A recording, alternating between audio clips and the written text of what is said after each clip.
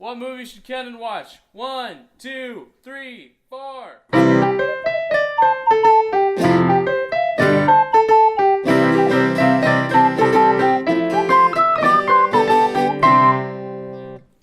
We is go. It's so far away.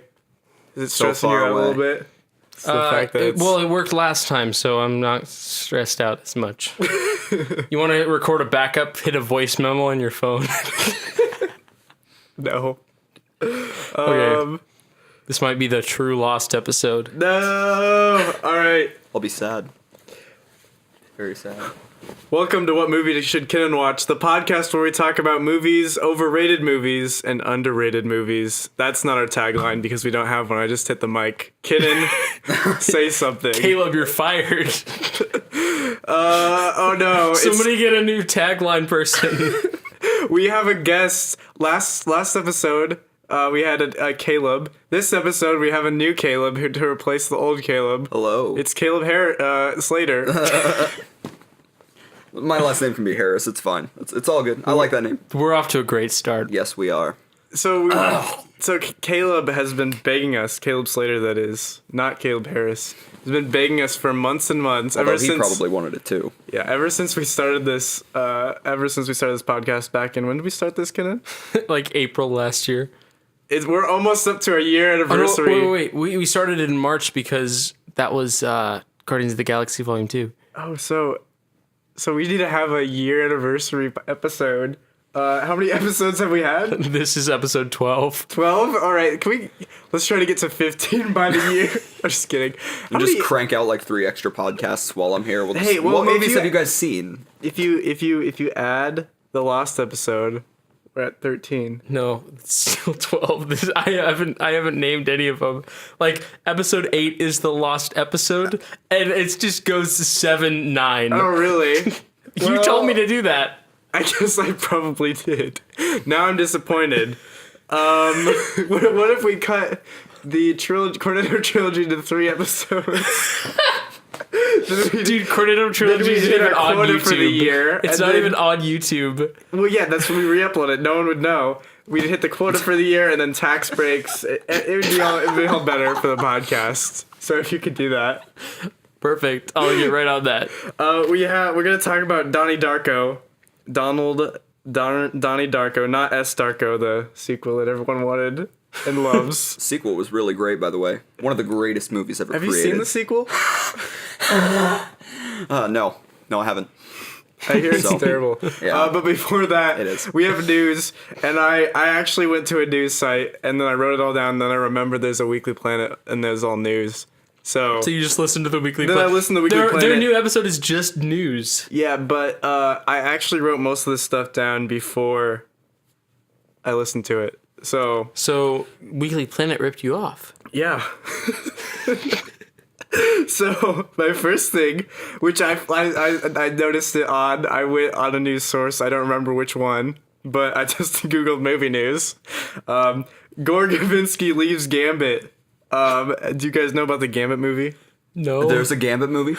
What is... who is that? Channing What is Tatum that? remember was in X-Men talks Origins at one Wolverine? point. What did you say? Channing Tatum was in talks at one point for that movie. So do you remember X-Men Origins Wolverine? The best Boy, X-Men do I. movie. 10 Do you out of remember 10. the guy with the cards? He's in one scene, he's shoehorned in, and he just like throws the cards, or like magic cards, I think. I don't remember that movie because it's boring. That movie's awful. Anyway, it's a movie just about him. He's Gambit, and they've been trying to make it for years, and they always either have an actor that leaves or a director that leaves. So is it not Channing Tatum anymore? Did I miss something? I could have sworn I don't know. last Maybe, I checked it was Channing Tatum. Let me check IMDb. Anyway, I think it was supposed to come out last year and it got pushed back. Anyway, the release is June of next year. And I'm sure the Marvel deal And they with don't have a Fox is director. gonna like affect that too or something. Oh, no. Channing Tatum and Lizzie Kaplan. Look at that great picture. Wow. Is that Spock? It looks animated. The same thing. Yeah, sure. So Just get Ryan what? Johnson to direct it. So I don't think that it's gonna come out of June 7th, 2019 because they literally don't have a director. Is it just directorless on Letterboxd? Well, the director just left.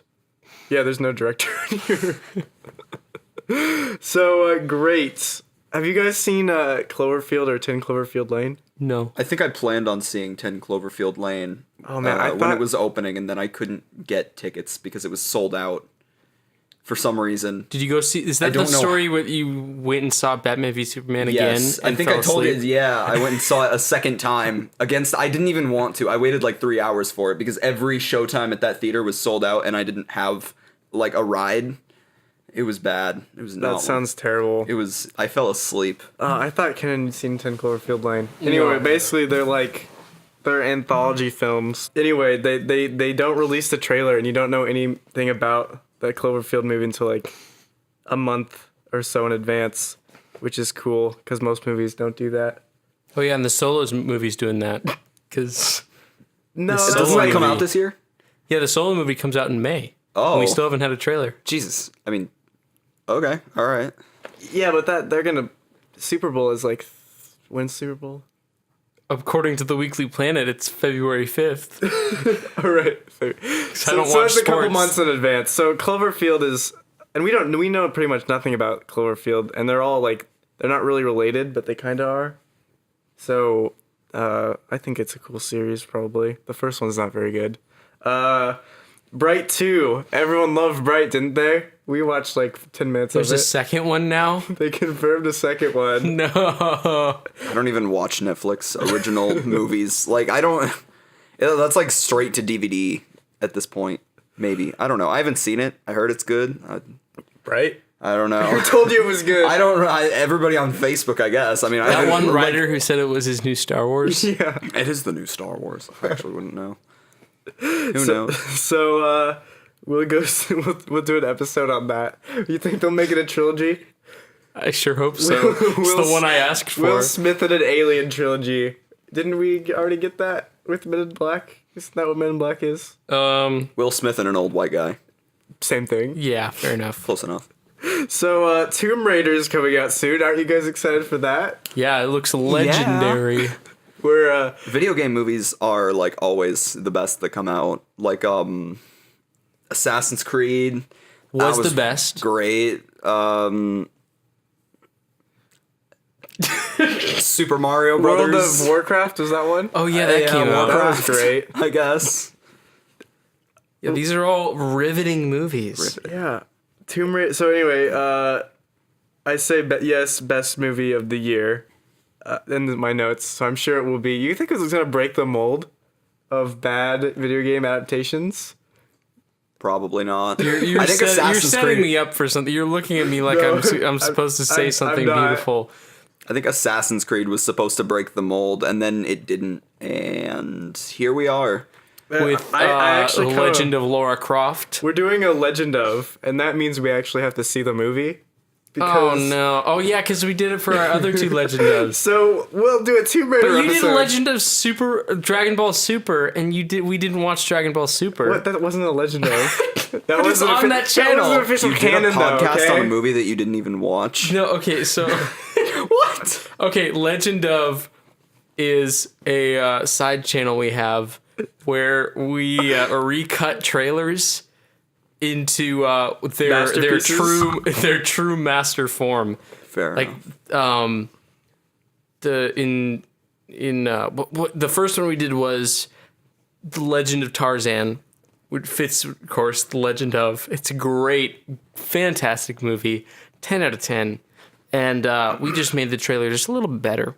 Link in the description. And then we did Ghostbusters, the remake. So we're currently working on the Legend of Tomb Raider, which will be out in a month or two, probably. When it's not relevant anymore. Yeah. But See, I love in Tarzan, we just had a week off and we just worked really hard. So it came out like about the same time. well, when does Tomb Raider come out? I don't know. Who knows these things? Let me look it up. Tomb Raider. I've been so Anyway, off we my have movie Movie game. Pass now. oh, yeah, because March 16th, we can go for your birthday. Hooray! Oh, yeah, you said that last time. Yeah, I forgot. So, oh, didn't Legend of Tarzan come out for your birthday? feel like No way. No, Legend of Tarzan was a summer thing. Because it came out with Ghostbusters. We did the double feature. Oh yeah. Anyway, I played the Tomb Raider game, the good one that came out in 2011, I think, and I really enjoyed it. I'm not a huge fan, but I would. That's a great game. This movie looks terrible. Can it be any worse than the Angelina Jolie movie though? But Caleb, you haven't seen it. You can't give it the boot right away. Well, the trailer looks Why terrible. not? The trailer is terrible. Look, you know it's a great movie when the girl walks in and the guy is like surname and she's like Croft and then he looks up.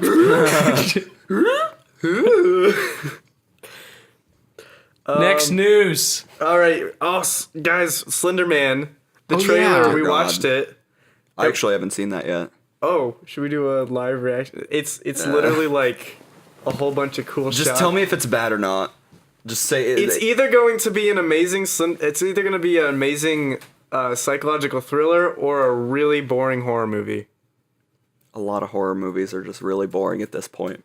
Because there's a lot to like in it, but there's like one shot of Slender Man maybe, which either means he's not in the movie or they're saving it. So when I think of Slenderman, I always think of those like really they're like really cheesy now, but I usually think of like Marble Hornets or like Tribe 12. Hornets, yeah. I used to love Marble Hornets, and now like I go back and watch it. I'm like, this is not good. Like they're just like It's after a certain I argue point, it still holds up. it's, Can people hear you?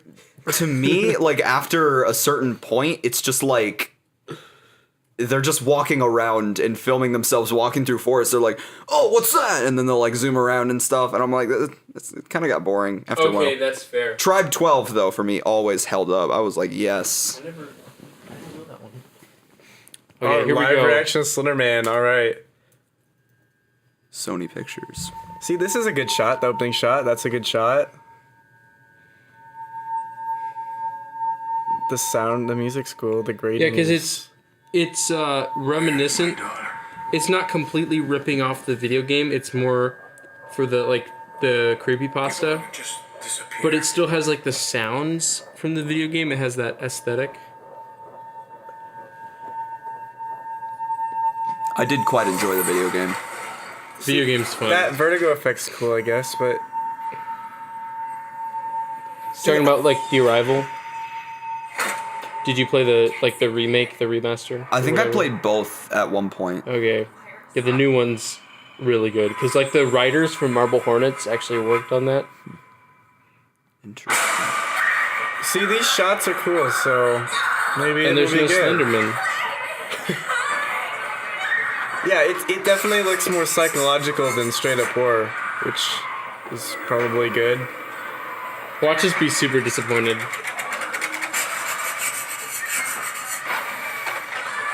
And that's weird. Like, what? What is the bathtub? Why is there a guy? You guys have any theories about the bathtub? The bathtub is the way Slenderman carves out their eyes. Also, why did she kill herself? It's in the mind. Because like, Slenderman is not a scary game, but it's only scary because of the noises. Yeah, it's not scary. Like, it's, I'm glad they're not showing Slender Man because, like, it's not really... It takes away the fear of it. That's one of the reasons why I didn't particularly like the trailers for it. Because they just, like, outright showed the clown and, like, instead of, like, kind of, like, building suspense. I mean, you know it's a clown, but at the same time, when you just outright show all of something, it kind of gets rid of the... Yeah, I still haven't seen it, but I've only seen the teaser trailer, so that had like a really quick shot of the clown. I thought it was pretty good, actually. Which So I hear. surprised me. I really want to see it. I expected it to be so awful. Like, I went to see it and I was like, this is going to be by far, like, one of the worst horror movies of the year. Let's watch Ready Player One extended trailer 2. That looks terrible. So, I'm excited for that. Will you go see it with me, kitten? Let's get scared out of our minds. Yeah. Does that come out? When does that come out? Oh, no, to look that up. While I'm looking that up, remember the trailer for Truth or Dare? Oh yeah. I got any news on that? May 18th. May. So if it was complete crap, it would probably come out like January. But It'd be out already. It still could be crap. What'd you guys think of The Snowman? I didn't see it. I heard it was terrible. Did you see it? It's not good. Oh gosh, Michael Fassbender, no. One of the only movies that I've recently pirated. Because I saw the trailer, I was like, that looks terrible. I want to watch it. You but just I confessed wasn't gonna. Yeah. to Confession a to a crime. Cut this out, crime. Kenan, please. It's in public record now, man. That's fair. gonna get so arrested. let's do it. So is Slenderman or Truth or Dare gonna be better? Because Truth or Dare could be so utterly... Because Slenderman could be so boring that it's terrible, but Truth or Dare could be so terrible that it's amazing. So it could possibly be Truth or Dare. look at this poster. I mean... So the premise of Truth or Dare is like the game takes over people, right? Yeah, I don't remember the trailer. So the And then premise they look is like that they look that- like their faces are all distorted. That's weird. like you have to like obey that. the game. You have to This movie's gonna be hilarious. All right, I'm saying Truth or Dare is gonna be better. April 13th. So the premise of Truth or Dare is that it's Truth or Dare, but it's a horror movie. What more can you expect? If you don't play Truth or Dare, then you die. Wait, kind of like how Happy Death Day was like Groundhog Day, but like scary. I But not never scary. watched it. You haven't watched Happy Death Day yet? Like I haven't wait, even. is that- That's the one where it's like I have a job, There's like I have they've a got like life. the smiley face. I mean, I haven't seen it either. I've Oh. just seen the trailers, but it's so cheesy looking. Someone told me that. The premise is okay. So have you ever seen Groundhog Day? Yeah. I love that movie. Or Live, Die, Repeat, or whatever it's called with Yeah. Tom Cruise. Either of those movies, take that and add like a horror movie killer, and that's it. I hear someone says it's like it. I hear it's so like dumb that it's, It's really, really amazing. stupid. It's so funny. Or at least the trailers. I actually don't know. Do you have Movie Pass? I do not. You see, it sounds like you see more movies than me. You would probably benefit from it. It's like $10 a month. I haven't seen a lot of movies recently. I think I saw. You've just seen a I, bunch of bad ones. I see a lot of bad movies. I watched I, Tonya the other day though. That was pretty good. Oh, I want to see that. I also watched The Disaster Artist. What'd you think? I loved it. My only complaint is that, well, I guess I have two complaints. My first complaint is that the directing is pretty bland. And my second complaint is that they didn't touch on the audio, like, at all. Like, the fact that they dub so much in the room, like, they didn't touch on that at all in the story, which is just nitpicking at this point, but The Room is definitely a lot better when you watch it at a party. Yeah, definitely. I would hate watching that alone. What a story, Caleb. Yeah. All right, so I say Truth or Dare is gonna be better than Slenderman. What do you say, Caleb? I haven't seen the trailer for Truth or Dare, but it sounds funny. I don't know. Gotta pick one. Truth or Dare. All right, get in. Are you truth or daring me? I will. I choose dare. I dare you to answer that question. But he said. Truth or dare? Wait. Wow, this is not divisive at all.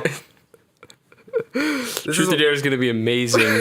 Because like Now the we guy, have to do an episode on Truth or Dare. See, the best part though is that like when he decides to step off the pool table, like he slips on the pool ball and he goes cross-eyed and it just like hits the floor. Oh my god.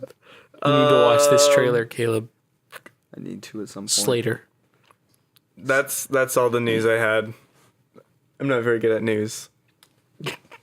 But that's more news than normal, so. In other news, we've watched Donnie Darko.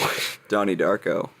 One of the greatest cinematic masterpieces ever created. And Or you can is quote it? me on that. All right, Caleb thinks it's a masterpiece. Me and Kenan saw it. It was the last movie we saw of 2017. We actually finished it in 2018. It took us a year to watch it. It's a dumb joke. Oh, wow, that was really funny.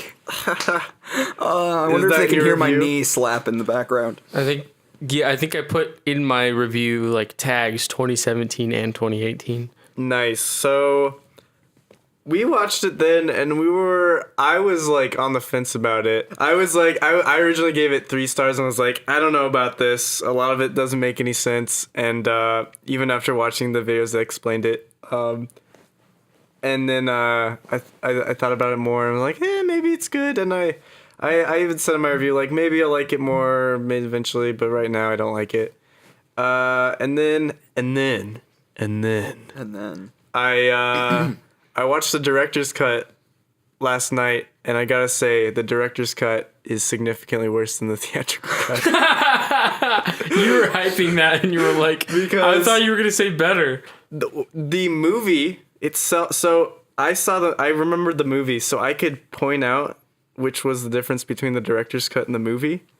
So the actual movie I like significantly more, but all the added director's the director's cut stuff that's added is really stupid. What do you think about that, Caleb? I think I disagree. First of all, I think the director's cut definitely is not as good as the original movie. But I think some of the changes that were made or not changes. I guess the stuff that was added, like some of it, like even like small shots. Like there was a shot towards the beginning where it's Maggie Gyllenhaal's character talking to the mother. It's like even in the hallway outside of Donnie Darko's room. I think some of them add little like tidbits of character to the story. It kind of develops the character more. Like even like smaller things. Certain other things about it I didn't like showing the pages and like The pages were the worst. that was like such a cheesy thing to me. Like I never realized how. Yeah, there were probably better ways that they could have done that. It just felt kind of shoehorned in. Like it explains the story more, so that's good. But also, it's just it's not good. It's just So before we talk more about it, should somebody explain what the story is? Caleb? So Donnie Which- Darko is about a kid whose name is not Donnie Darko. No, his name is Donnie Darko, and he's played by Jake Gyllenhaal, and he's schizophrenic. And he starts seeing a giant talking bunny rabbit who starts telling him things. And one night, an aircraft carrier in the sky crashes through his room, and he doesn't die. Wait, no, okay, so he doesn't die because he's not in his room, and an aircraft carrier lands great. in his room. And some stuff happens after that. It's a really great movie, I promise. So my bias for the movie comes because it's one of like the movies that got me into movies. Like, so I'm really biased. Like I've always loved Donnie Darko a lot because like I saw it and I was like, that doesn't make any sense. I'm really confused. I want to learn more about it. And it got me into like ambiguous movies, like Enemy with Jake Gyllenhaal. I was really into that, or like The Shining, or 2001: A Space Odyssey. I'm one of those kinds of guys. 50% of the Sadly. movies you said were great. What were the other ones?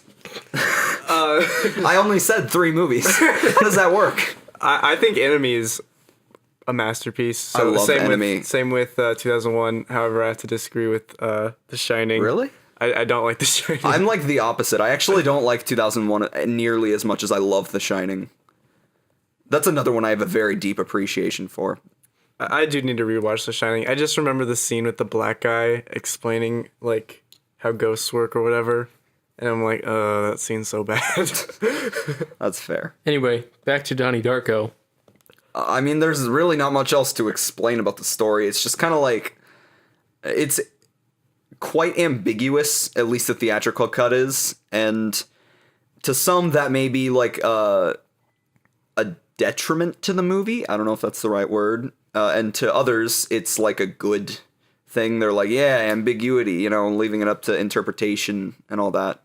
So I don't know. It's just a movie, and it's good. It's got So it's actors. I totally interrupted you, all but good. since I'm going, it's implied different paths of how you could interpret the movie, right? That since it's Unless Hence- you watch the director's cut. hence its ambiguity. So like the rabbit that he sees is either a figment of his imagination, or he's like on a called destiny to save the universe.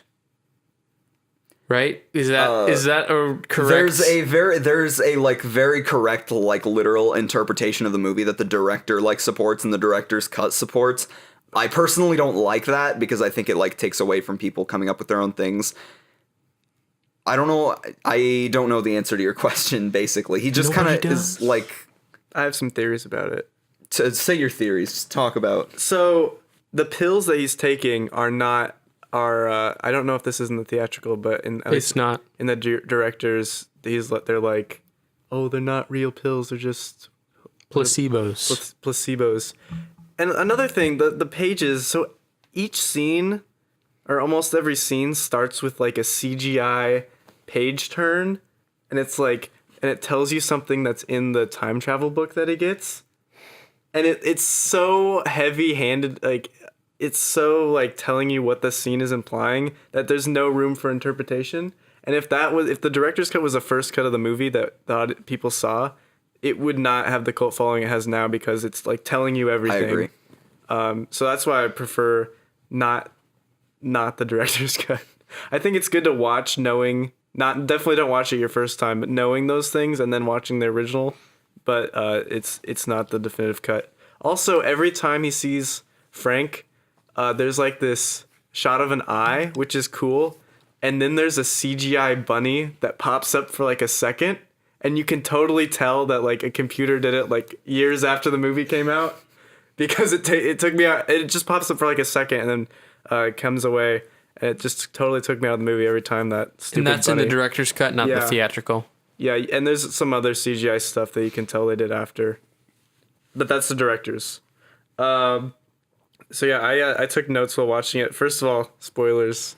If we haven't spoiled Spoiler alert. Here's spoiler tag. I actually want to talk about the director's cut for just one more moment. I don't like what they did with certain parts of the soundtrack in the director's cut, like that opening, like during the opening bike shot. And I like never noticed the soundtrack before, but like the first time I watched the director's cut, which was this morning, all the way through at least, I like instantly noticed. I was like, that song wasn't in the original, because it's like this like 80s pop song, and it's fine, but it's not. It just seems really out of place, despite. It's not eerie. It's not like introducing you to the eerie music. Yeah, I didn't like that. Anyway, though. So at the end, in the Mad World song, it says one of the lyrics is that song? That song's is not original. It's a cover of a Tears for Fears song. All right, so it's. I thought it was just a perfect line. The dreams in which I'm dying are the best I've ever had. So I love it. The dream. Oh, it's a dream. The whole thing's basically what's the thing called? That he's Lucid in? dream? No. The tangent universe is like a dream. So that's like universe. that line is implying the tangent universe. So I thought that was cool. So when it opens, he's like laying down on the ground and he like gets up and smiles. One of the videos, he's basically the Jesus figure. So he's like, was he like sent down by God or something? What does it mean? Oh.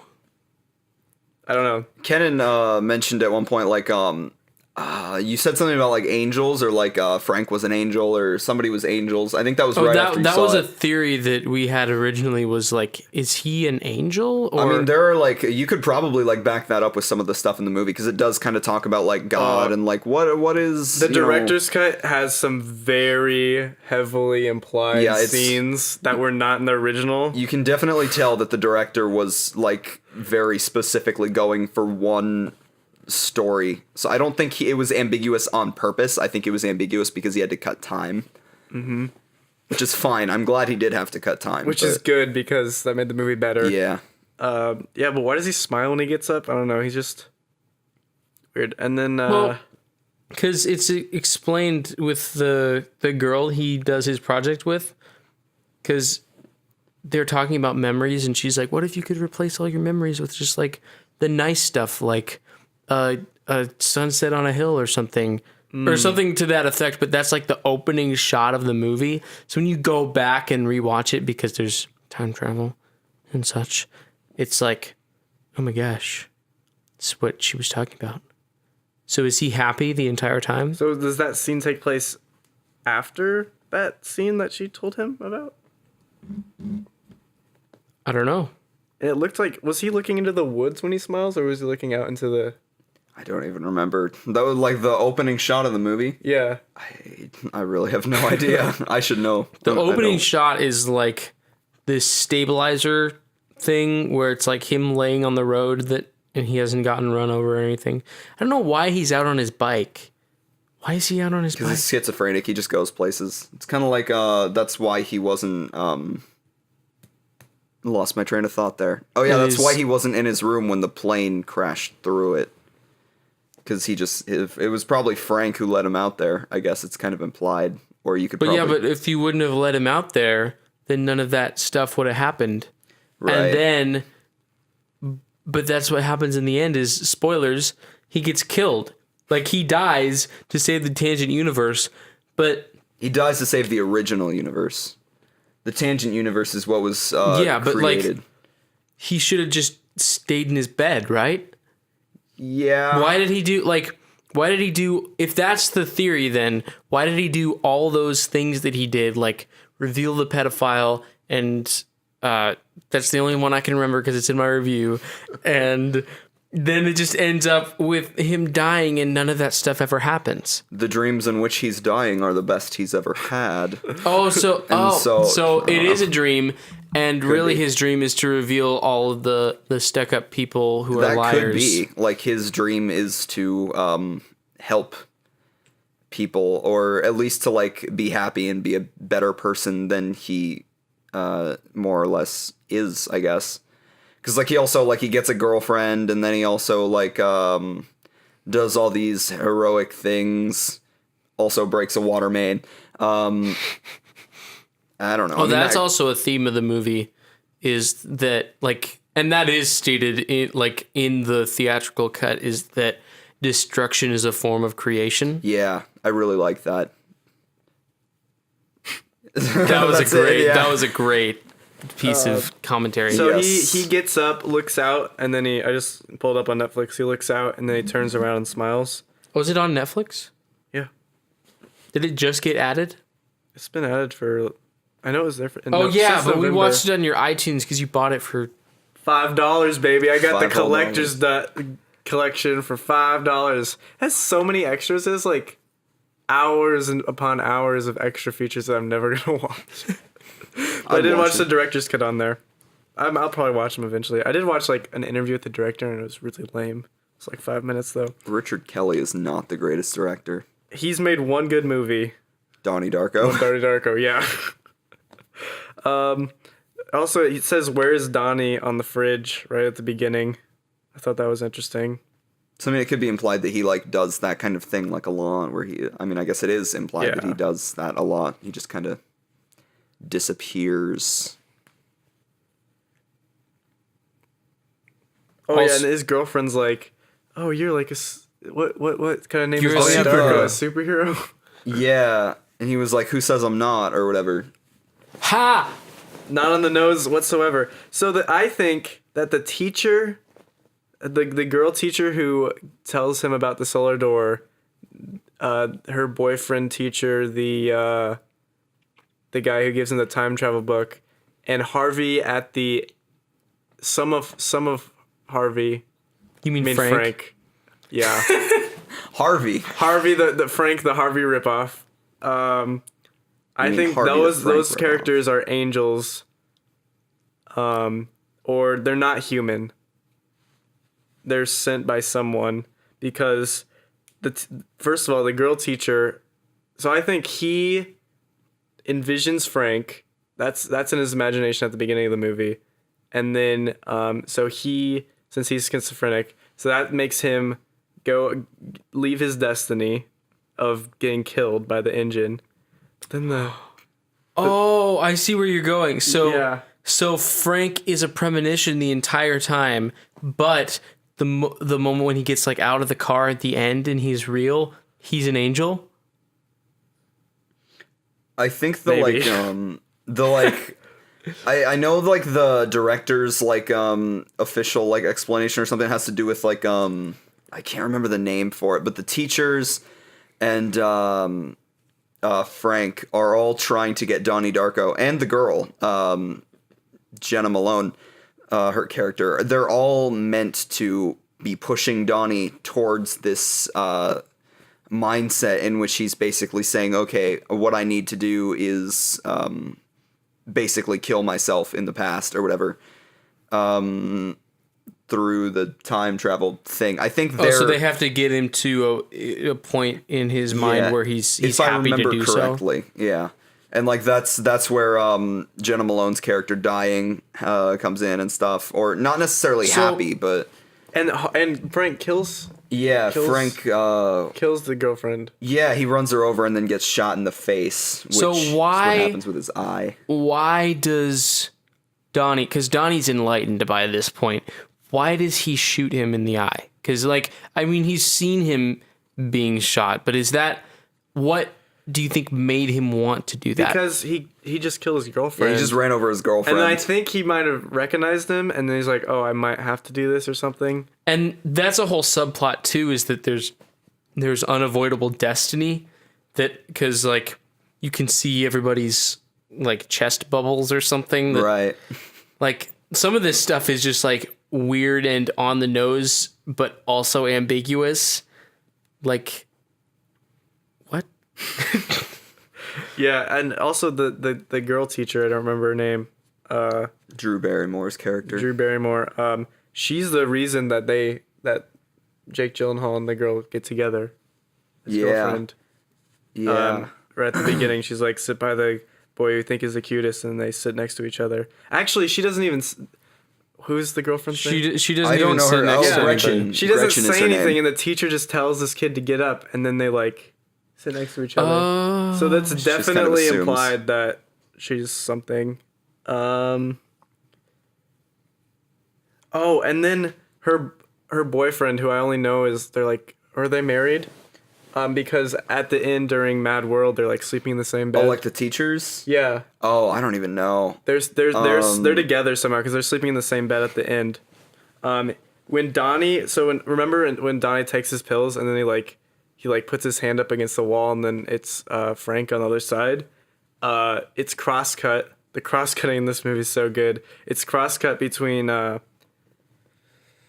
something happening at the school. Oh yeah, they're all mad at the teacher for the books that she's reading. Yeah. Anyway, he's putting his hands like this in the scene. Which scene are you talking about? Oh, Where the where old they're lady- like, yeah. your books are causing our kids to go and As a destroy mother things. and a teacher, I transcend everybody else in this association. Whatever that lady, Yeah. I hate her. Yeah. I think she was designed to be hated. Yeah, that's kind of her character. So I don't know if Hate that's me. a coincidence or what, but I thought it was So interesting. so Donnie, who was going like this, like praying. You're saying, or No, he was. just keep in mind, people can't see what you're doing with your hands. Yeah. Oh yeah. So that's so he's putting his hands together like a basically starfish. Yeah, like put both hands in front of your face, open them out like you're gonna give someone a 5-star, and then put them together, just like that. So I thought that was interesting. What's interesting about it? You haven't explained why it's interesting. It just looks cool, man. No, Come on because now. I told you because Jake Gyllenhaal and Harvey are putting their hands together in the bathroom, and it's cross-cut. It's happening at the same time. Oh. So I thought you said Donnie was doing this. No, the teacher. Yeah. The teacher's boyfriend, who is also an angel. Oh my gosh. So what time if travel if guy. Frank and Donnie are two halves of one person then? And together they make an angel.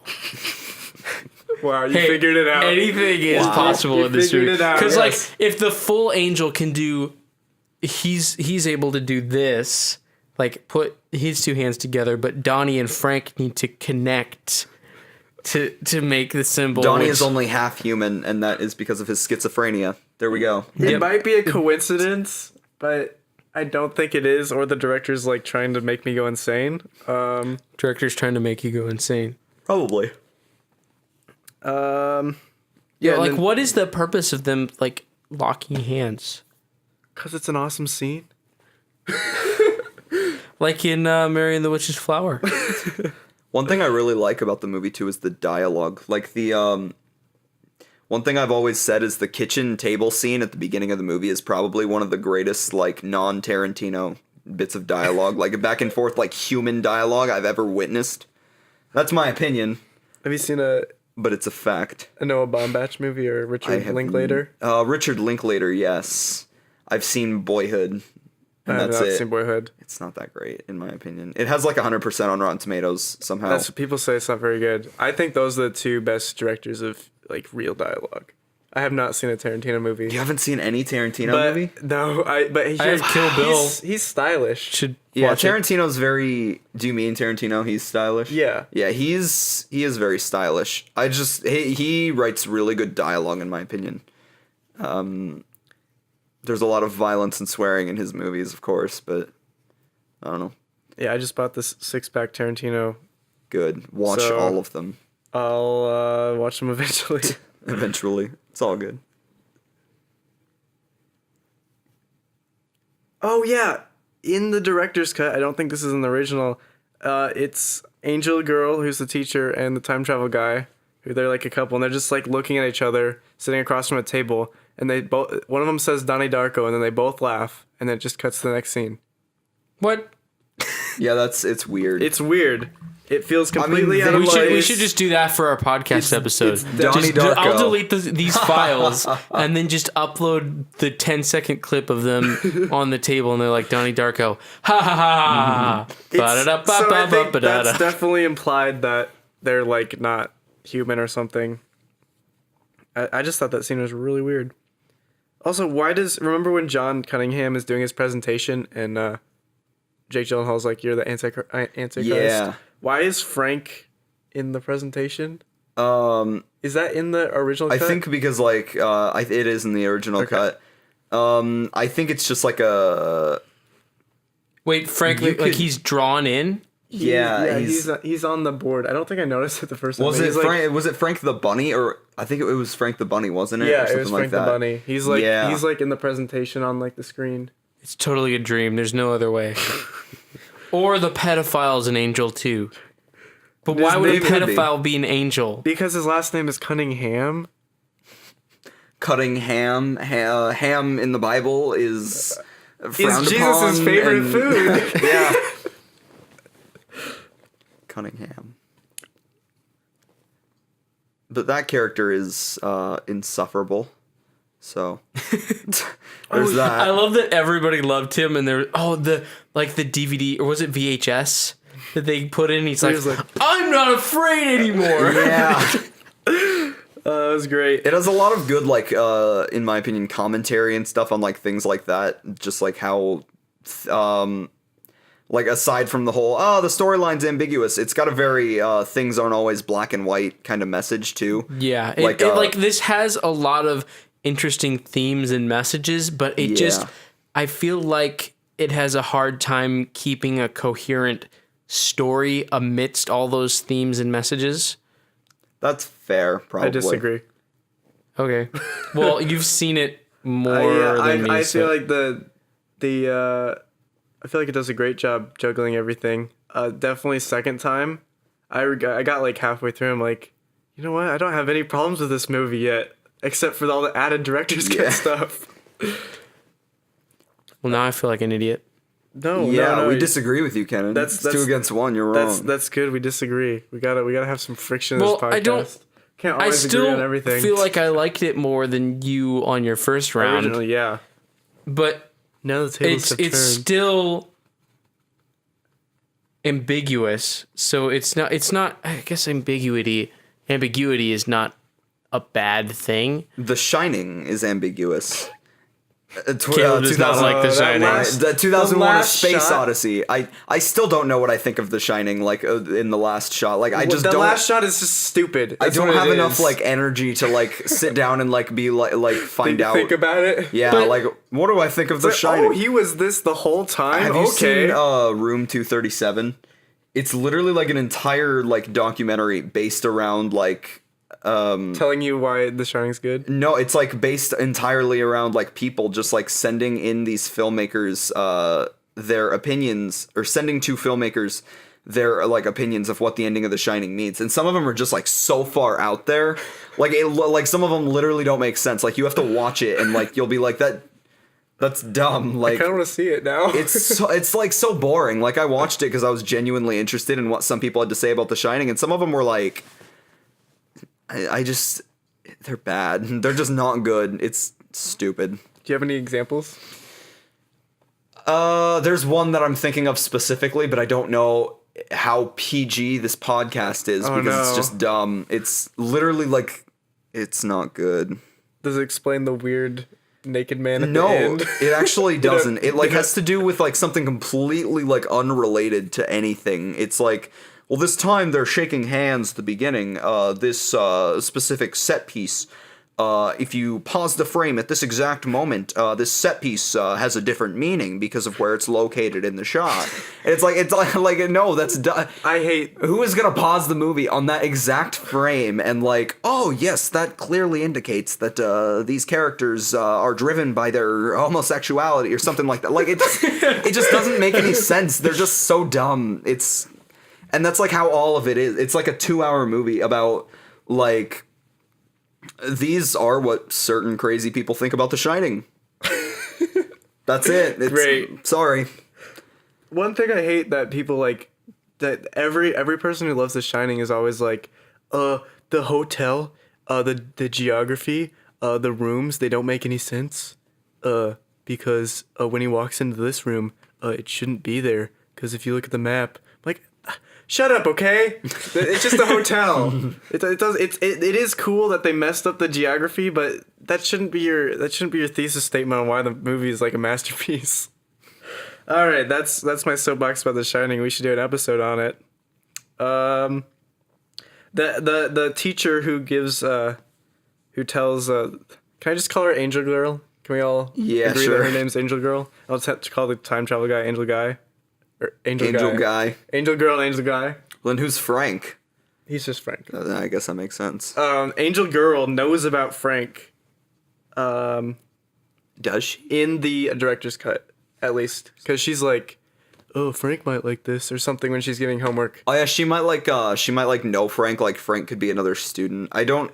But she Frank talks shows to up at the- Gyllenhaal, and she's like, tell Frank about this, or she says something that's so on the nose. Oh yeah, because there's that one part. He's like he's giving that poem or whatever. I don't think this is in the theatrical cut. I think it's just in the director's cut. But he's like giving his poem to the class, and she's like, "Who's Frank?" at the end of it, and he just kind of like looks, and then it cuts to the next shot. Yeah, that's at the beginning, and then later there's another scene where she's like, "Tell Frank about this," or so like that could be like how she knows about Frank. Like she doesn't know about Frank. She's just like saying it just because like maybe I don't know. I could be wrong, but yeah, I don't know either.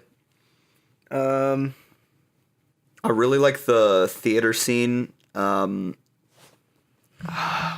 do you wear that stupid bunny suit? Why do you wear that stupid man suit? Dude, I tried to look up images for Donnie Darko.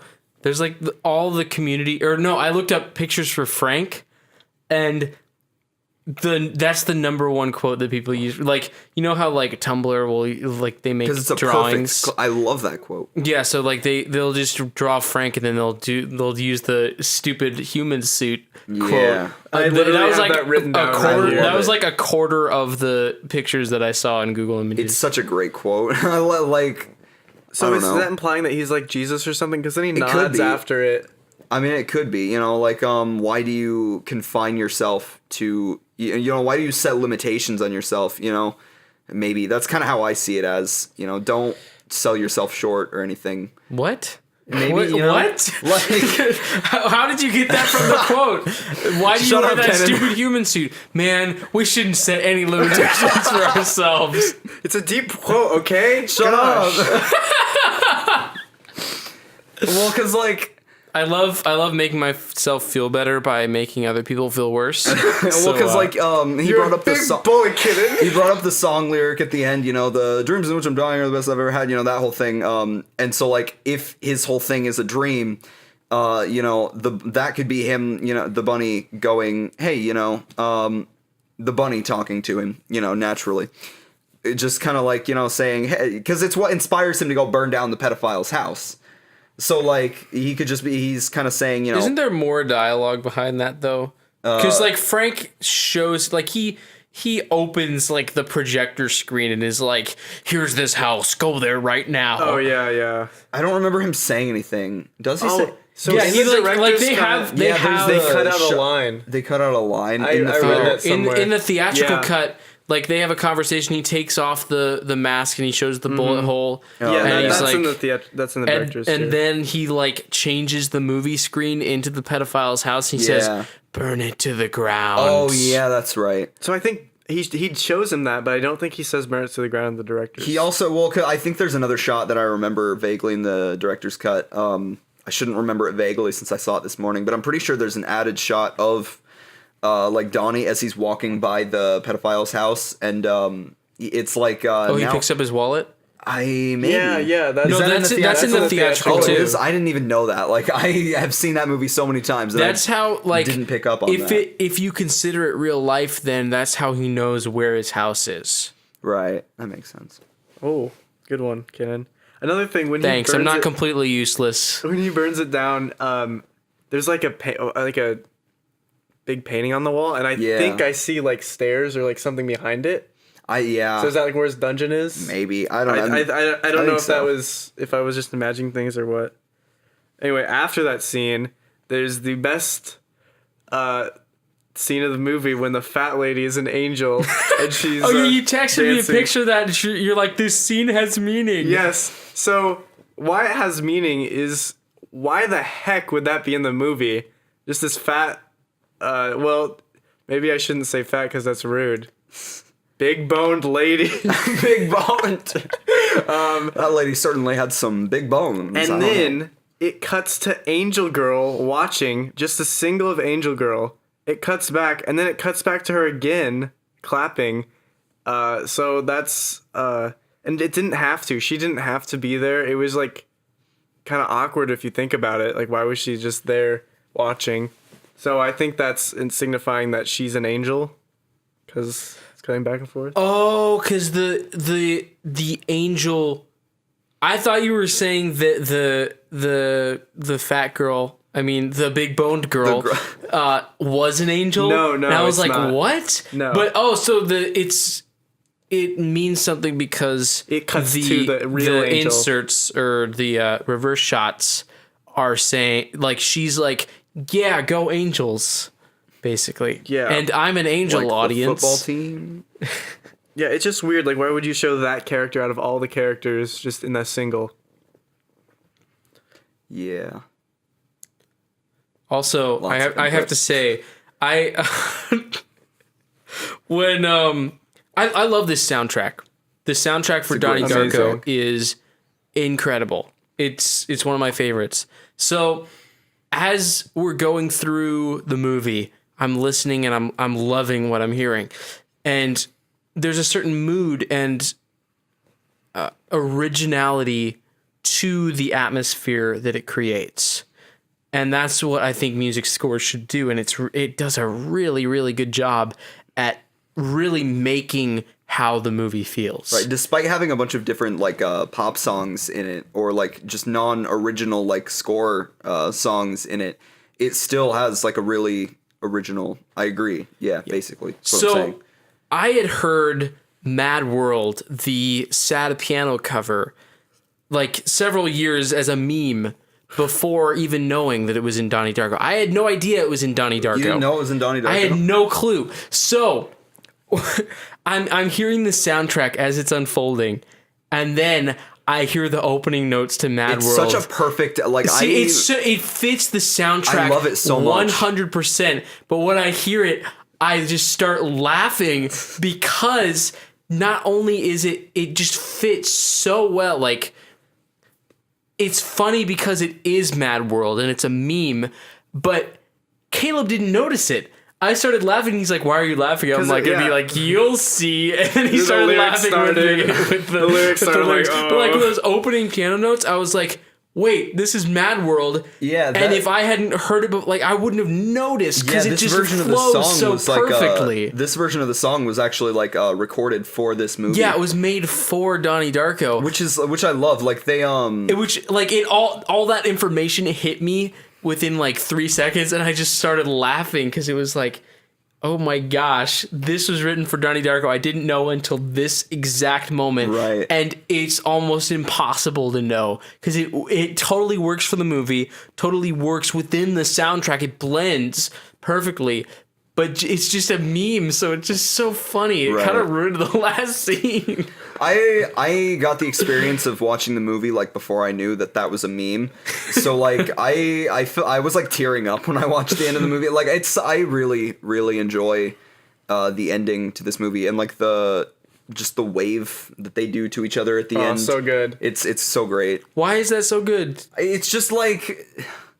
Because, like, they don't know each other, but, like, you kind of get this weird feeling... human moment. Yeah, it's very human. And, like, you get the feeling that, like, oh, maybe, maybe all of that stuff did happen and it wasn't time travel or whatever. It's just...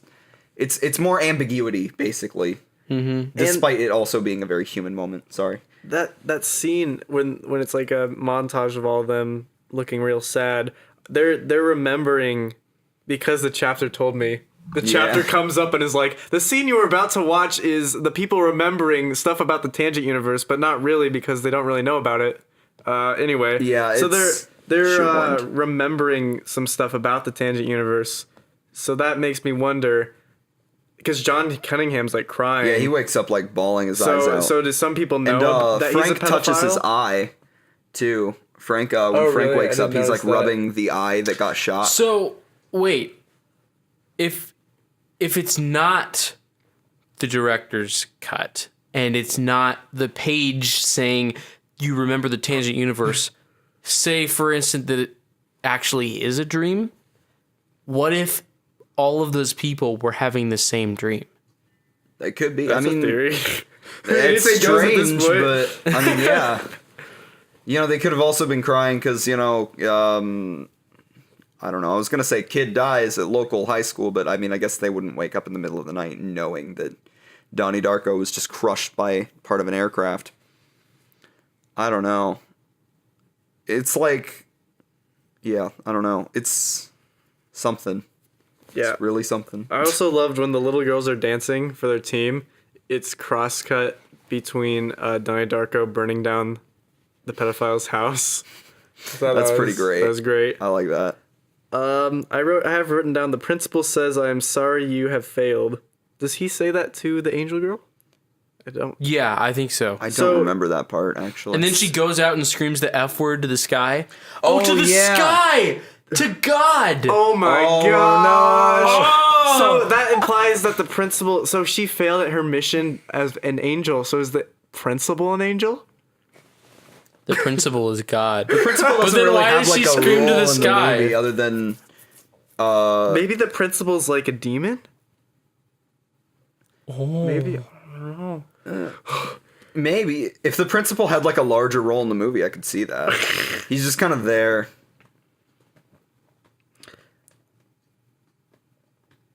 Oh, so let's say God sent down Angel Girl for this mission, but she didn't really have a lot of details.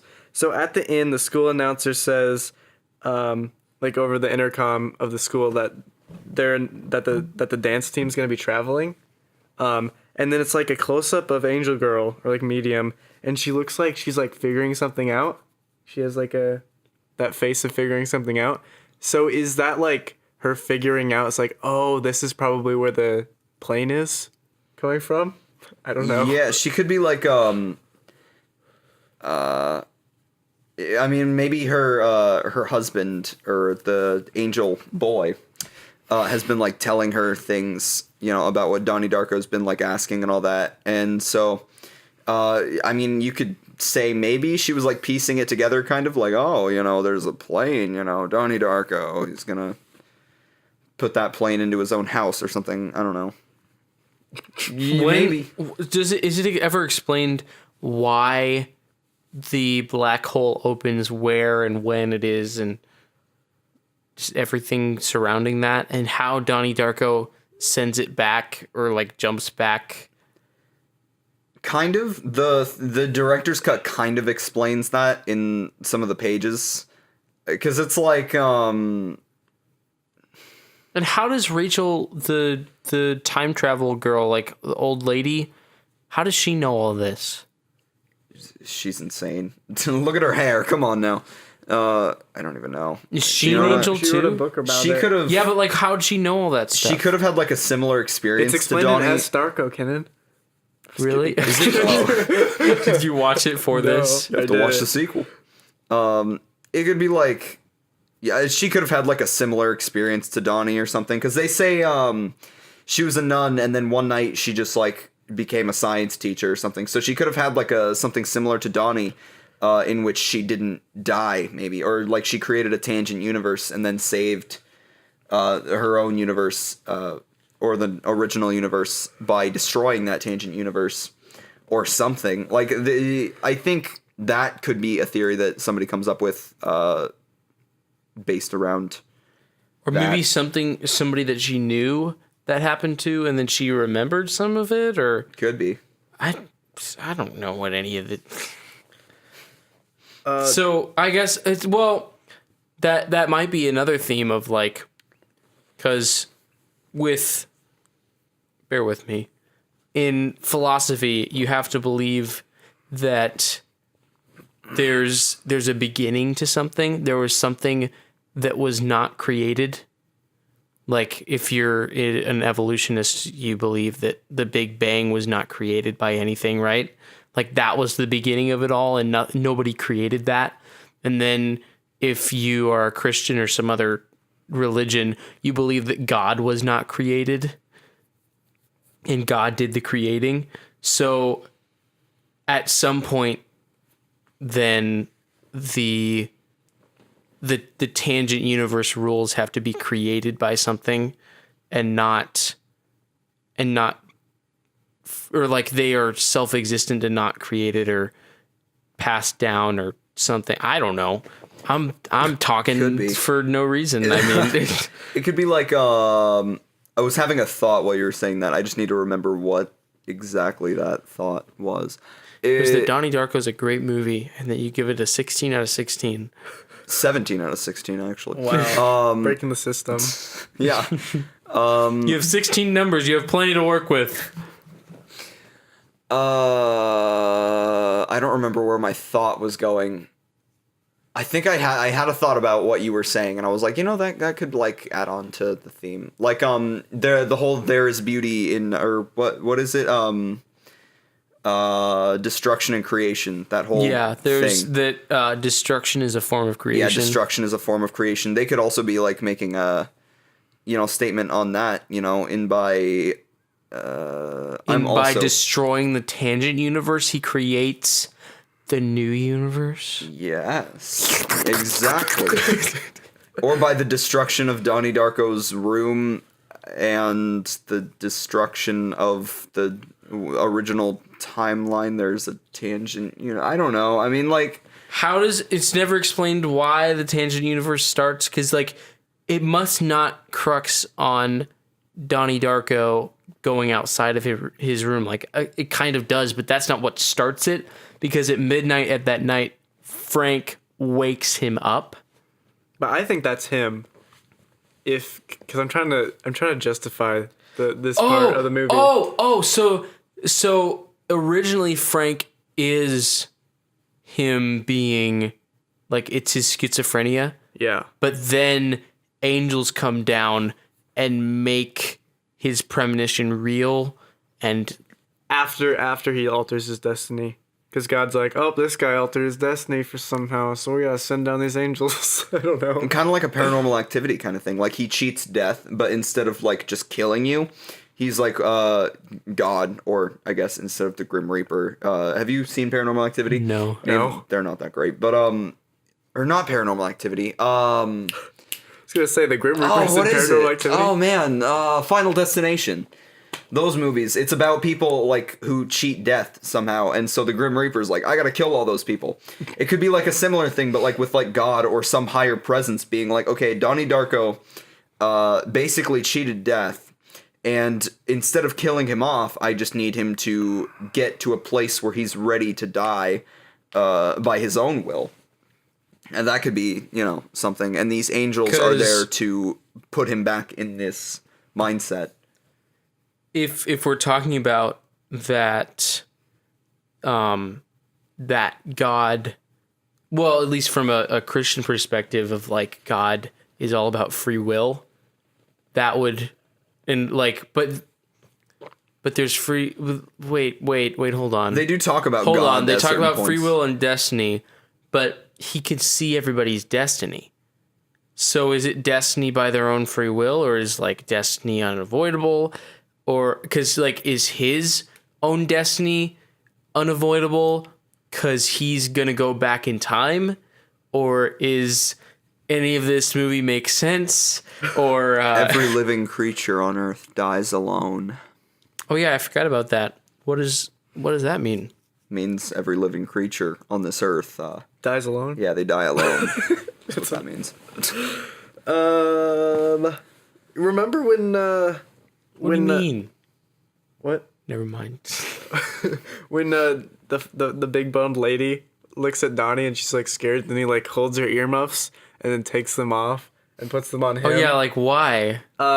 So is that him taking on the sins of the earth and putting them on himself? Oh yeah, he's 'Cause that's totally all I got. Jesus. Yes. Because like there's that shot of him walking out of the theater and it's like the last temptations of Christ or You whatever. really could like. I feel like there could be a decent argument made that this movie is like a like Remake of the Bible? Yeah, like an interpretation of the gospel or something like Donnie Darko. I mean, I guess that wouldn't work because Donnie Darko definitely sins quite a bit in the movie. Maybe I don't know. In one of the videos He's we not watched, perfect. in one of the videos we watched, it was said like the pedophile guy he's like, there are 3 things that destroy you or whatever, and it's like, what was it? Drugs, alcohol, and premarital sex. and the video that we watched explaining Donnie Darko and why it's When does he do good. drugs though? He smokes. Oh, It's alcohol. not pot. When does he drink? During the party? No, when they're talking at about the- Smurfette, Yeah, and then That scene's great. and then he's at the party. what's that the is point of something- living? No, I'm not That's, finishing that that's quote. one of the greatest lines in cinematic. What I hate is that I can't quote any of the best lines from the movie. because Clayton's listening to us, and then when he watches this movie, he'll be like, "Hey, I feel like I've already seen this." Clayton, But yeah, the video explaining why Donnie Darko was good was like Donnie Darko, just like when Jesus had like his 3 temptations from the devil, and then he started his ministry. Donnie Darko had his 3 like coming of age things, but he like went against what he said was the Antichrist of all these things, and so he like embraced all these things, and then that was what made him ready for his destiny. I don't endorse any of the things that he did. yeah, maybe but, maybe that Antichrist is like the status quo of like bad, so that like in this universe that everything John Cunningham stands for is bad. So maybe in the universe everything he did was good. So in the context of this universe, he actually is doing what the Jesus would do in that universe. I don't know. Well, and Jesus in the gospel, like his main ministry was like the people who talk about God. I don't know about his main ministry, but part of his main ministry was like most of the people who were teaching about God were selfish and hypocrites and corrupt. So Donnie Darko is a true example of what basically like the ideas that John Cunningham, whatever, is trying to portray. Jim? That guy, don't the know. pedophile. Yeah. Donnie Darko is the ideal of what he's trying to portray, but like he's trying to portray it for monetary reasons or like for selfish reasons. And Donnie Darko is just a good person, so he's like the thing. Cunningham is trying to be like, yeah, to be a good person, you had to do this, buy my book. And Donnie Darko is like, I'm just a good person, I mean, I don't know, I don't have to buy your book for that. He kind of like sees through it, maybe. So like it's kind of like the ideal versus what. I'm trying to sound smart here. Can you tell? It's John Cunningham. John Cunningham. Yeah. Okay. No, yeah, but like he mirrors Jesus in that he tears down the false teachings of like the Pharisees around him, That's fair. Like the here's the one-dimensional line you have to choose between love and hate. Or no, wait, love and fear. That was hilarious. He told me to forcibly insert the line activity. That was a great line. That was great. And then the dad just like He's like, I love that. The dad like laughs at things when he like at the dinner table too. yeah. So Angel Girl wouldn't know about cellar door if she wasn't an angel, right? What is cellar door? That it's like the greatest- it's the most beautiful phrase ever made. Cellar door. I think it's because like I think it's supposed to be like there's a word for it, like a film word that I can't think of. The Ex Machina. Maybe is it Ex He Machina? literally I don't know. he references Ex Machina, Deus Ex Machina. Does Donnie do that? Yeah, he's like, and the one guy who has a knife to his throat. He's like, "What's that?" And he's like, Deus Ex Machina. Oh, I don't think that's in the director's cut. I Is think he it? took that out because I didn't notice it. I don't 'Cause I remember I laughed the first time, but I don't think it's in director's cut I don't even remember that happening, so I don't know. because that is really funny. I think it works because it's Yeah. God out of the machine, but it's implied all those times that it's destiny. So it's not like this car randomly shows up. You have to challenge Right. yourself and think that car was meant to be there at that exact moment. Exactly. Also, towards the end, there's like this weird scene out in the director's cut of like waves and like his like body shows up and there's like different graphs on the screen like a cyborg point of view. It's really What? weird. Yeah, It's- I don't know how I feel about that. It's And you can tell it's like done after because the CGI is like newer and shiny. It's all shiny. right. I think if they had, I think in releasing the director's cut, they should have just released the scenes as they originally were before they were cut out. Not like, because you can tell they definitely like touched them up and stuff, kind of like Star Wars. Not like Star Wars, but like Star Wars, in a way. Yeah. So we have anything else to talk about besides how great Mad World was? Does the countdown remind you of Majora's Mask in any way? I have never seen that. Bum, ba-da-da-da-da-da-da-da-da. Both with great score. Is a video game. Oh, gotcha. It does kind of remind me of Majora's Mask. Oh, and there's time travel. This movie is Harvey meets Majora's Mask. 0 stars. I'm just kidding. What is Harvey? Why do we keep calling Frank Harvey Harvey? is a play that came out like a really long time ago. And it's about a man who It's about a guy hallucinates who a rabbit. imagines a big bunny rabbit. Do you think like? It was Donnie Darko was like kind of. Do you think that? Yeah, I was gonna say. Do you think there's some like homage or It's definitely an inspiration homage. there? It's definitely an That's homage. fair. But like But yeah, Majora's Mask. it's different though. Majora's different Mask is just Donnie Darko. Starting over. Majora's Mask Donnie- is just Donnie Darko. Donnie Darko, he has a singular mission and he has like 28 days or whatever. And 28 days. 6 In hours, Majora's 42 Mask- minutes, 12 seconds. nice. In coffee Majora's mug with that on Mask, you do specific things to get specific things. And then you go back in time and then it undoes all that stuff, but you keep your items. And then it's like, I don't know, there's so many like little mini things. So you save the world in 3 days, but I don't know. It's not as deep. Majora's Mask is not as deep. Well, that game theory though. Oh, wait, he's never dead mind. the It's whole totally time. deep. It's really deep, actually. I forgot about that. Yeah, there's I take different back. stages I of take that death. back. It's pretty heavily implied that he's dead the whole time. All right, so at the end of the credits, at least of the director's cut, the national anthem starts playing. I didn't even notice that. And I didn't watch to the end of the credits. In the TV, I think it's during like some of the ending credits. In the TV, it's like staticky, but you can hear the national anthem coming from the TV. weird. So what does the national anthem mean? I mean, it could have like some sort of like underlying political. What so proudly thing, we 'cause hailed there's- at the twilight's last gleaming. like in the director's cut, I think in the theatrical cut for a bit too, they have some like footage from the 1988 election with Dukakis yeah. and Bush. That's very short in the theatrical version, but they show a lot more of their speeches in the director's cut. Like it's not a lot more, but like there's more stuff there with maybe those two. maybe the entire one of the overarching themes. We should have elected arching- Dukakis in '88. Yes, that one. But because it was against Bush, right? Yeah. So at least I don't know much about Bush in general, but like Bush was he made some bad decisions according to some people at the time, right? Yeah. So, but he had like he in his speeches was like, no, I'm this great person, vote for me, and that kind of mirrors what the pedophile was like.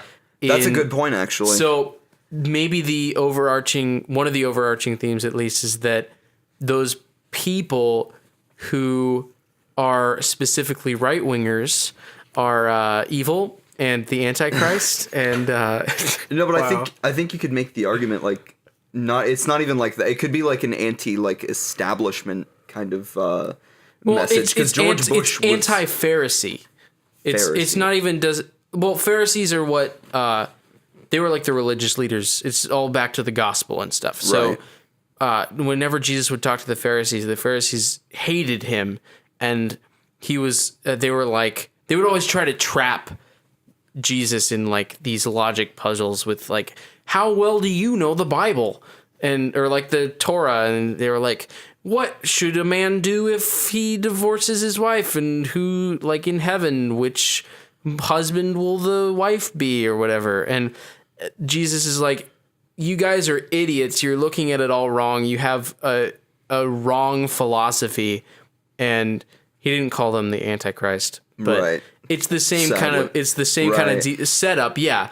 Where these Pharisees are leading people astray for their own worldly gain. And they're trying to act like they're these moral, absolutes of people, and people are following them. And this Jesus figure comes in and says, no, people, don't be deceived. Don't give them money for no reason. And it also kind of like in that sense kind of has like commentary on like the American dream, you know, the ideal, because that's kind of what George Bush was.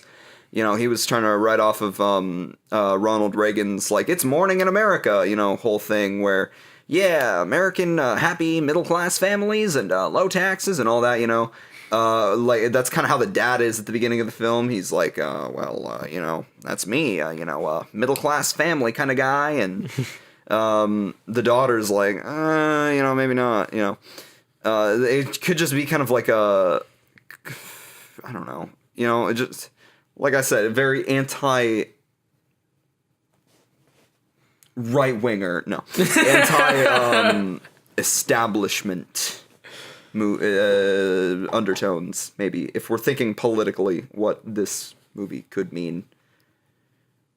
Or it could have nothing to do with politics, you know. And the national anthem means the national something. anthem is. I didn't even know that was there, so I don't know. That's weird. Darn director's cut. I wonder if it's in the original.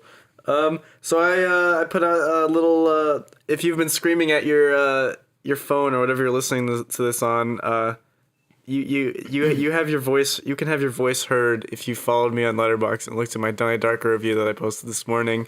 I have 11 comments, and I asked if anyone has any crazy fan theories or comments about Donnie Darko that they want us to discuss on the podcast, that we would mention them. So Orpheus says no. That was the first comment. Wow, Gosh. thank you, Orpheus. Clayton Hagberg Orpheus. says the main character is actually SpongeBob. I think you could make the argument. Does that mean SpongeBob is Jesus? So, cutest piglet, Bobby Target, thumbs up, says, Donnie Darko is a parable about the nature of destiny. Are certain events destined to happen, a spiritual being in play, or just randomness? The plot exists in a hyper-reality. In order to address the questions at hand, essentially commenting this, we don't have control over our actions, but we can make the world better just by some slight action. Also, that humans are incredibly complex and cannot be defined by one word. The whole film is a love letter to sci-fi and odd tales. Just watch it as a fantastical film and you'll love it. It's one of my faves. Then Orpheus says, I agree, with one E, all lowercase. Yes. Then Clayton Hagberg says, at Orpheus, to which theory, because mine is better. And then cutest piglet, Bobby Target, thumbs up, says, I agree, Donnie equals SpongeBob. My theory is incredibly pseudo-intellectual. What is this word? I was like, what? All right. Also, Cabbage, please shout me out on your Twitch stream of Bonnie and Car and Co. I need more views in order to reach 9F-applications. What? I don't know. That's a really good theory, but I disagree with you there. And then Clayton says JK, and then Twin Cove says, I swear, Caleb. And then Sid says, if it's lower, I'm going to stop being friends with you. And then Jack Attack says, Donnie Darko was a potato the entire time. It really makes sense if you think about it. Okay, let's embrace this theory. Yeah, so he when the thing came through his house, that represents when we farm potatoes. No, it represents Right? how we fry potatoes in Yes, our. indeed. Oh! I got it. Okay. I got it. So Donnie Darko is a potato because in our modern society, when we fry things like in McDonald's and like fast food, it's an oversaturated industry, and there's just so much food being pumped out and wasted, and it's just not good for you. And Donnie Darko is a potato because he's a representation of how life is meaningless.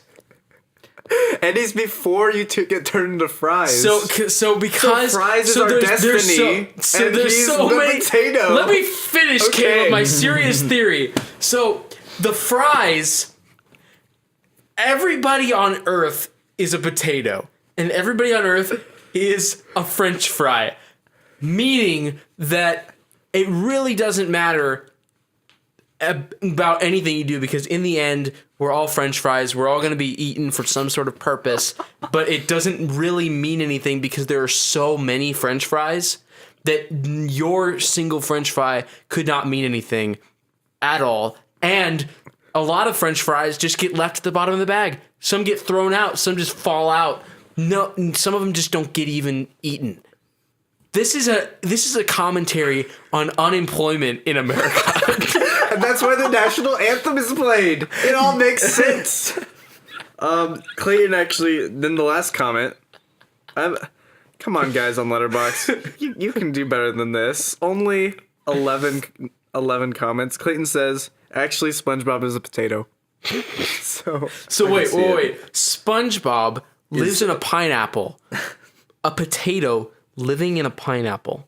Who is also Jesus and has schizophrenia, I guess.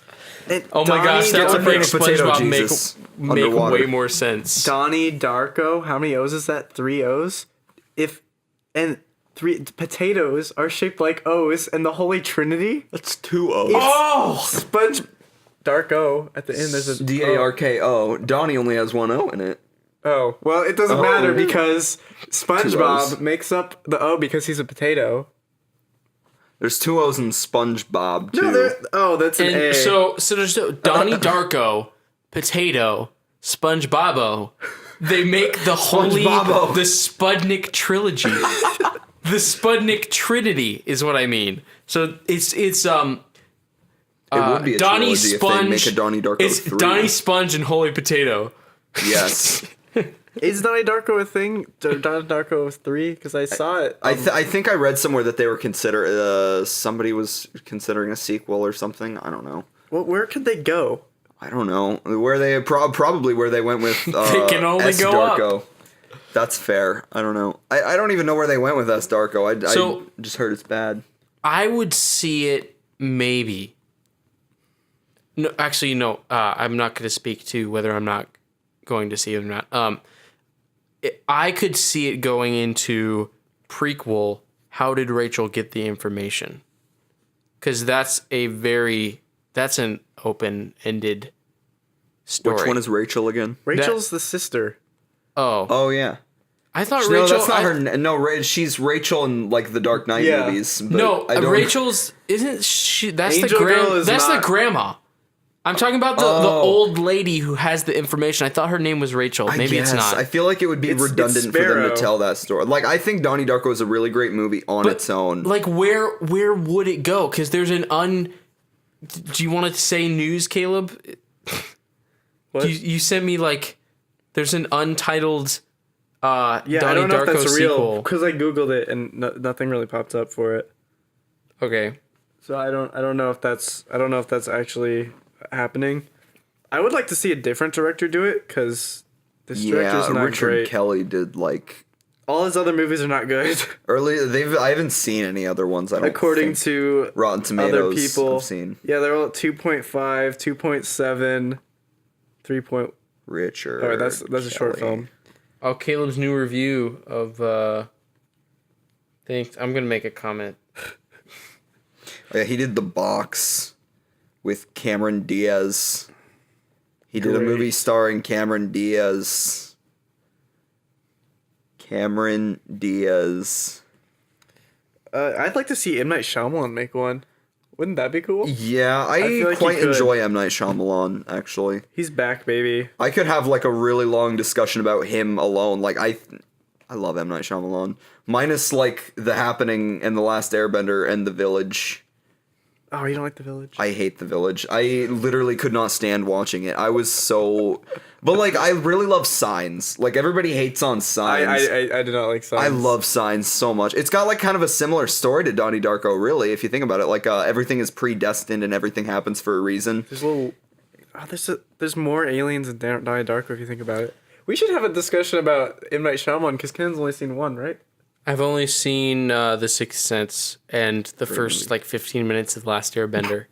The Last Airbender is not good. Okay, so before we move into M. Night Shyamalan, I think we should rate this. Oh, yeah. So let's start with Slayter because it's his favorite movie, and we'll go from there. And it's... I don't know It's, how to it's on a rate- scale of Because 16. no movie is perfect, so I don't know if I'd give it I don't think I would give even Donnie Darko a perfect 16 out of 16. Really? Well, it's there, though. That's true. I mean, like, I'm going to rate the theatrical cut and the director's cut. So the theatrical cut, I would say, is like a solid 15 out of 16. Maybe 15.5 if I'm feeling generous. Because, like, I think my one detraction would be it's ambiguous, and some people, it might not, like, that might not be a good thing. This is for you. Yeah, for me, I mean, like, I don't know. I feel bad giving it a full 16 out of 16 because that's just too predictable. So I'll go 15 and a half out of 16. You can't do halves. There's no halves. There's no You have halves. 16 numbers to work with. Deal with 15 out of it. 16, then 15. And then for the director's cut, I would say, like, 12 or 13. I don't know. Like, how do you guys do that? You know, I usually do out of 5. Come on now. It's because Napoleon Dynamite. And, like, it's hard to convert, too. Like, Yeah, it is. Jeez. I don't know. Yeah. What would you rate out of 5? Out of 5, I would probably rate it like a very, very high 4, like a 4.9 out of 5. Okay. You know, give That'd it be like a 5 then. 4.5 star on Letterboxd, probably. probably. And With like a the director's cut would be like a solid 4 or a 3.5 out of 5. Like, I really think like the pages detract from the story quite a bit. Yeah, towards the end, the pages are just like, oh my gosh. Like at first, it's like it's not like it's not as often at first. Like it shows up like every couple scenes, but then towards the end, it's just like page and then page, and you're just like, oh my god, stop! I get it. And at the beginning, I had to pause it because they like showed up for like 3 seconds and went away, and I didn't have enough time to Right, read it all. It's like, right. it's so weird. All right, Kenan, what do you think? Oh, gosh. Well, I really like to copy your opinion, Caleb. That's why you're going first. Nabbit. I love to copy you, and I was going to be like, Caleb's wrong. He's right in some places, because I was expecting your, like, mediocre opinion. And I No, was I like, really I liked this movie a lot more than Caleb, though I kind of agree that some of the stuff doesn't make sense. So I kind of played off that, and I was kind of expecting that, and then you were like, "Man, you're wrong. This movie's amazing." And I'm like, "Well, now I feel like an idiot because I try to copy you." So if I'm not copying you, in terms of rating my experience, I might, and since we've talked about it, I might go so far as to also rate it a 15 out of 16. Okay. Not just to copy you. Uh-huh. Well, I gave Spirited Away like a 12 or 13 out of 16. I don't know about rating this What a one. great episode. What did I give that? I don't remember. Oh yeah, because nobody's seen that. Nobody's heard that episode. If I would have, I really want to watch this in a theater. Because Donnie Darko? Yeah. Because Lupin the Third, Blade Runner, those movies really Hey, when you're rich and benefited. famous, you can buy a theater. That's fair. Buy me a theater while you're at it. Okay, Or we're invite done. me over to watch So Donnie I'm Darko. sure it probably is released like every Halloween. I bet. I could see it. Maybe. I- Maybe. If it is this Halloween, So I'm we gonna should go. go. See We it. should go this Just- Halloween. We should call the floor And and, tell them. it just had its 15th anniversary. Did it thing, really? Like When last did it- year? When did it come out? 2001. It came out. I guess. All right. So math works. I feel like I might be on your guys' level of appreciation if I rewatch it. That being said, I'm still off of the Caleb like, well, I'm disappointed opinion when we finished it. So I might go a very I'm gonna change my opinion again. I'm gonna say a very high 13 out of 16, and it's definitely gonna change to like 16 or something if I rewatch it. Yeah, I could see it if I saw it in a theater changing to 16 out of 16, but I'm gonna go 14 out of 16. I would have gone like I was almost gonna do 14. Dang nabbit. I almost if I would have watched it originally, I would have been like 8 or 9, but now rewatching it and thinking about it more, 14 out of 16, and it there's a lot to talk about, so that's Yeah. cool. Unlike some movies. It is great, and it's definitely got a great soundtrack. Yeah, that rating's probably gonna go up though. So, yeah, It's one of those movies that can only go up the more you watch it. Unlike some movies that are the last The more. time that I'll watch it. was the first time like Last Jedi.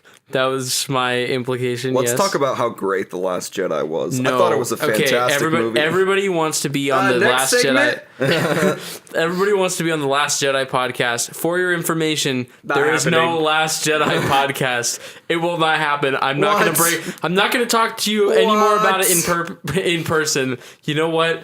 It's not happening. It's it's a I'm going to tell you to terrible listen to movie. this I episode. liked The Last Jedi. I'm going to tell you to listen to this podcast and then you're gonna be like, "Oh, I'm not invited to the podcast," because all there is no my friends are podcast. like, We have at least 10 when people. I'm on the podcast with you, and I'm like, Nope. So anyway, let's talk about The Last Jedi. No, we're not.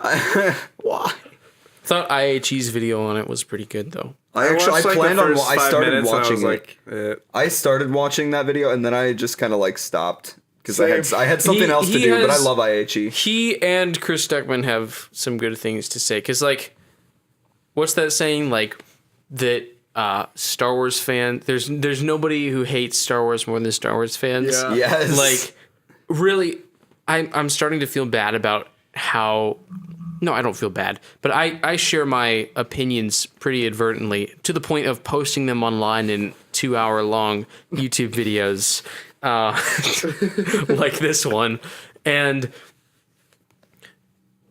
sometimes I don't make it very clear that I am being hyperbolic for the joke, so. I've been telling some people, like, The Last Jedi was the worst movie ever made. And most of the time, if they haven't seen the movie, I back off and I don't tell them any opinions. Because it's awful going into a movie with expectations. True. I think that really ruins That movies. definitely kills movies. Like, And I think that's part of why there's a huge divide with Star Wars, because people had Right. different opinions. I don't think I'll ever be dissatisfied with a Star Wars movie unless they literally theme it like on Jar Jar Binks and like Ewoks. Like I don't know. I'm like such a fanboy for Star Wars, which is so. It kind of sucks because I love movies and I don't like to be like, oh, it's a Star Wars movie, so it's gonna be great. But when I go to see a Star Wars, like there's things that I thought were bad about The Last Jedi. It's definitely one of my least favorite Star Wars movies aside from the prequels. But I liked it. I liked it quite a bit. I don't know. I thought it was good. Yeah. It's definitely a divisive movie. Of course. And it's totally understandable either way that you think of it, cuz the Except more if good you think it's good. the more good things I hear about it, the more I start thinking about the different themes that are in it. Yeah, but remember Rose? See, No, I see, hated my Rose. opinion- I my completely opinion- understand every criticism about Rose and that entire subplot. Like, I hated that. My opinion is But, like, it's Star relatively Wars. the same as when I posted my review that was kind of unfinished and everybody thought it was satire for some reason. I thought it was satire. Because you were like talking about like The Postal Service in Owl City, because it's the Yeah. perfect. It's the perfect totally. comparison if you're in your head, but if you're Yeah. in anyone else's head, it doesn't make any sense. It makes sense to me, but I poorly explained it. It was my fault. Anyway, my opinion has gone up. I still don't think it's a good movie. Like, my opinion has stayed relatively, solid the- 2-star. yeah, at least not a 1-star. It's not that haven't bad seen because Justice League, Ryan that's a Johnson 1-star. you definitely haven't had seen a. Justice League? No, I haven't. Oh. You've been boy. blessed by the gods. That's a whole different discussion. Ryan Johnson definitely had a vision for what he was doing, and I feel like Disney did actually let him do the things that he did, but I think that's true. He did. They did. Let him so do like things he did. there's still a lot of flaws in The Last Jedi, but I'm backing off my main opinion that it's like a studio based filler pop movie. I would say it's the most Yeah, I'll say it's the most unique Star Wars movie that It is like, definitely risky. And so I admire that about it because like The Force Awakens was really as much as I love The Force Awakens, it was really safe, and it was very similar to A New Hope in certain elements of the plot, and that was something that I didn't necessarily like about it. So I'm glad they didn't just like all right, so here's The Empire Strikes Back 2.0. Oh, sorry, I mean The Last Jedi. You know, so it's definitely unique and original in that mind. Like, taking a step back with this, it's definitely it's not bad for lack of ideas, for Right. sure. And I could say more, but this is not a podcast about The Last Jedi, and I think Sadly. we need to be done before I put Donnie Darko and The Last Jedi in the title. But we need to talk about Justice League. No, Oh, we don't. God. Why haven't you seen Justice League? There's nothing. It's just a nothing movie. It's a perfect movie. It's just. There's nothing Should wrong we with should we it. read? You It's look literally okay. fluff. You look up your review Oh, for Can David Valcanet read my review? so. Yeah, if David Valcanet doesn't have a Donnie Darko review, He doesn't. I oh, already okay, looked. then yeah, I'll look up the Justice League. Justice League's just freaking nothing. I don't. You watch the movie, but then there's just nothing there. Did you see it? Yeah, I Did saw you it. like it? I did the same thing that I did with every other DC movie that's been released, except maybe Wonder Woman, which like even then, I see the movie and then I'm like, oh, that was good.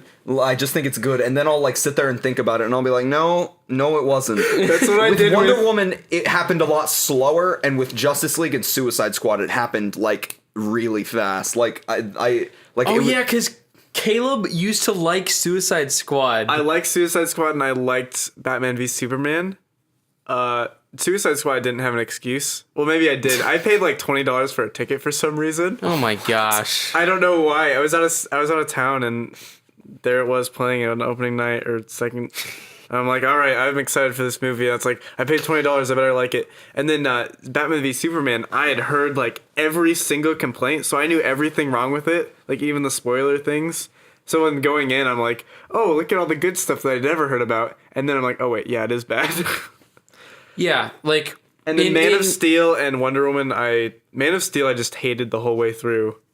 Man of Steel, I still think Man of Steel is good. Like, I don't think it's great and I don't think it's bad. I just thought it was good. That's most people's Wonder opinion. Woman, I thought it was, like, good for a while. Like, there was a really long time, because I've only seen it twice. And the most recent time I watched it was like a couple weeks ago after it came out on DVD. I watched it again, and I just like my opinion just like sank on it. Like I never like once questioned that it was good until I watched it a second time, and I was just like, oh, that actually wasn't good. Yeah, at all. It's not as bad as any of the other DC movies, but it's just it's just kind of it's there. bad. There's just nothing really good about it. I mean, it's better than any other woman-fronted superhero movie that we've ever had before. Like it's better than before. It's better than Elektra. It's better than Catwoman. It's better than Supergirl. But like that's not hard to beat. Yeah. Yeah, these movies just feel hollow. IAG's Especially definitely. Justice League. IAG's Especially video about The Last Jedi was talking about how a lot of criticism he sees for some movies are boiling down what's good and bad about the movie into a single flaw and saying why that's bad. Like, oh, The Force Awakens was too much like the original Star Wars, therefore it's bad. Like, I mean, that's a fair criticism, and I hear that a lot. But he has a good point of like, there's so much to every single movie that it's really hard to boil down what makes a movie good or bad into like one sentence. Unless it's story. Because I feel like if a movie has a bad story, it brings everything down. Yeah. And a perfect example of that is Slumdog Millionaire. Because that has the best directing and best cinematography you've ever seen, but the worst story you've ever seen. I quite enjoy Slumdog Millionaire. I'm sorry, but I've seen it once, but I liked it. I thought it was good. Are you ready for David Valconet reading Caleb's review of Justice League? yes. Okay. This is unrehearsed. Okay. Oh, hi, David Valconet. Oh, hi there, David Valconet. Contrary to what profiteering corporations like these will tell you, Justice League does not belong in a human body, especially in your infants. It is made with DNC and low amount of Snyder, which... I can't keep a straight face. Which we now know for a fact causes autism in children and Alzheimer's. Come on, David Valconet, keep it together. Yeah, David Valconet, what are you doing? Oh, sorry. Wake up, Mom and Dad. This is where it starts. This is one of my best reviews. I'm so proud of this. Thank you, Amazon comment system. All right, David Valconet. Caleb's gotta go soon.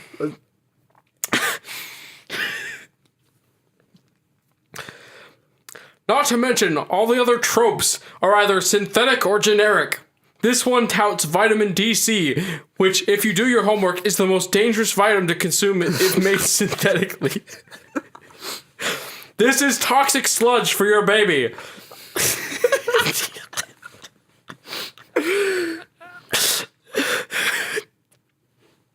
Oh my gosh, I'm crying.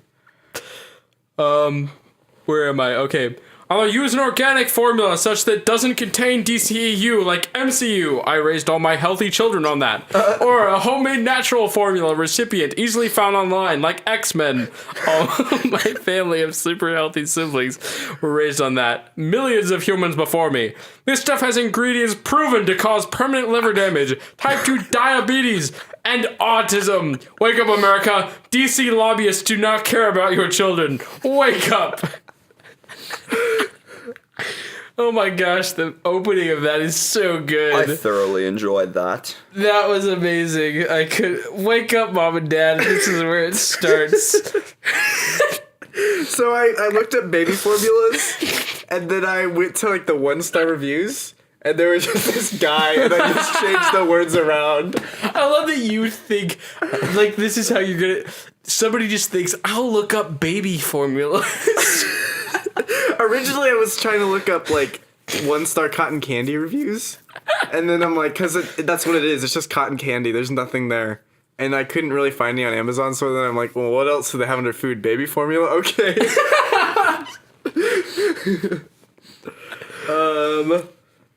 So we could do our other segments, but Caleb has to go. Okay, you have to get out of here, don't you? Yeah. Well, thank you Yeah. for being on this episode of What Movie Should Kenan Watch? Thank you, Kenan. I'm glad I could suggest to you a movie Yeah. that you should Doesn't watch. suck. Yeah. So So Some might disagree. before you go, what other movies are like ambiguous? So I know you Enemy- said you've seen Enemy. Yeah, I I could- love Enemy. Enemy is really good. I could do an entire speech on that too. Great movie. Ambiguous movies. I've never seen it, but I've heard Synecdoche or Synecdoche, New York. Oh, I want to see that. Yeah, I want to see that. I don't know about ambiguous, but another movie I would recommend is a Tom Hardy movie from 2013. It's called Locke, with an E Ooh. at the end. Isn't that with him in the car? Yeah, he's in the car, and it's like, it's definitely, it's very claustrophobic, and it's kind of boring, but it's like not boring. Yeah. It's boring because he's in a car, but it's not boring because the story is like, you get gripped by this character in the story. So it's, Yeah, I really want to see that. I like it for that reason. Ambiguous movies. I guess I can't think. Putting you on the spot.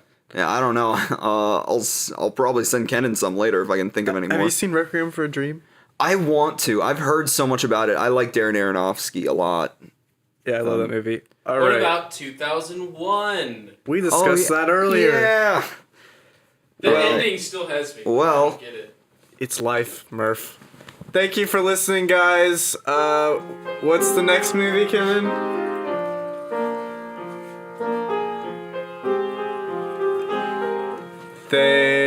Wait. Sing. Thank All you around for listening to What Movie Should Kenan Watch? What movie should Kenan watch? Thank you for listening to the best podcast on YouTube on this specific YouTube channel. What's the next movie we're gonna watch, Kenan? Enemy, clearly. Have you seen Enemy?